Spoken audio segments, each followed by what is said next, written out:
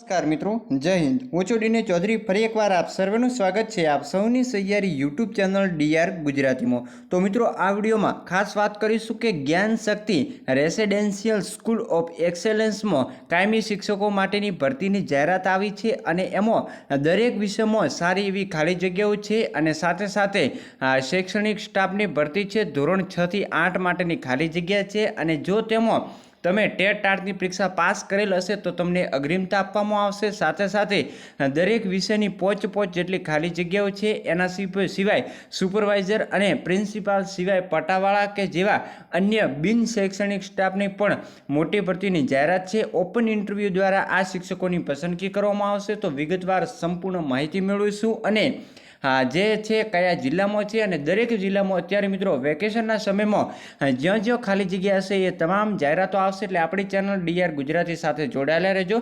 સાથે સાથે આ જાહેરાત તમને આપણી ટેલિગ્રામમાં પણ જોવા મળશે। તો ચાલો વિડીયો શરૂ કરીએ। તો મિત્રો, વાત કરવામાં આવે તો Gyan Shakti residential school of excellence Vibhas trust Devgadh Baria દ્વારા સંચાલિત, એનું સરનામું છે વીએસ ચૌહાણ સંકુલ, વટેડા, લીમખેડા, તાલુકો લીમખેડા, જિલ્લો દાહોદ માટેની આ ભરતી છે। જેમાં પ્રિન્સિપાલ માટેની 2 ખાલી જગ્યા છે 6 થી 8માં, જેમાં પોસ્ટ ગ્રેજ્યુએશન, બીએડ, એમએડ અને 5 વર્ષનો શૈક્ષણિક અનુભવ। એજ્યુકેશનલ સુપરવાઇઝરની 4 ખાલી જગ્યાઓ છે, જેમાં પોસ્ટ ગ્રેજ્યુએશન, બીએડ, એમએડ અને શૈક્ષણિક અનુભવ।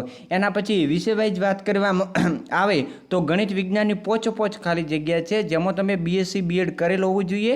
અંગ્રેજી માટેની પોચ ખાલી જગ્યા છે, જેમાં બીએ બીએડ માંગે છે।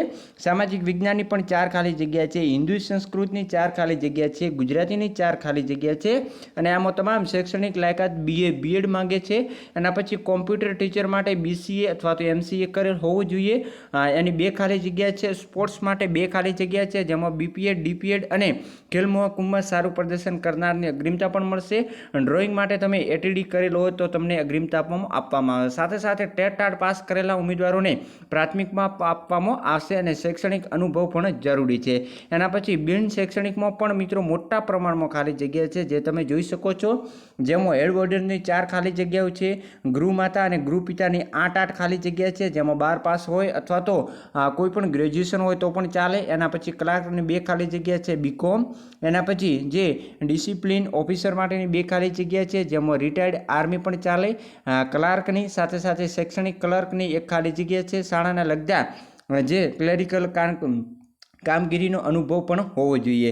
એના પછી અન્ય જે રસોઈ માટે કોન્ટ્રાક્ટરની ખાલી જગ્યા છે। સિક્યુરિટી એજન્સી અને ધોબી વોશિંગ એજન્સી હોય એ પણ સંપર્ક કરી શકે છે।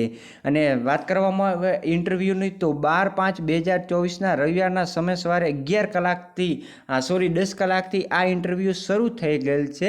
એટલે કે તમે કામકાજના દિવસ દરમિયાન અહીંયા જે સરનામું આપેલું છે ત્યાં તમે સંપર્ક કરી શકો છો અને ખાલી જગ્યા હોય તો જે તમે તમારું ઓરિજિનલ ડોક્યુમેન્ટ સાથે તમે રૂબરૂ શૈક્ષણિક સ્ટાફને પણ મળી શકો છો અને અન્ય માહિતી મેળવી શકો છો।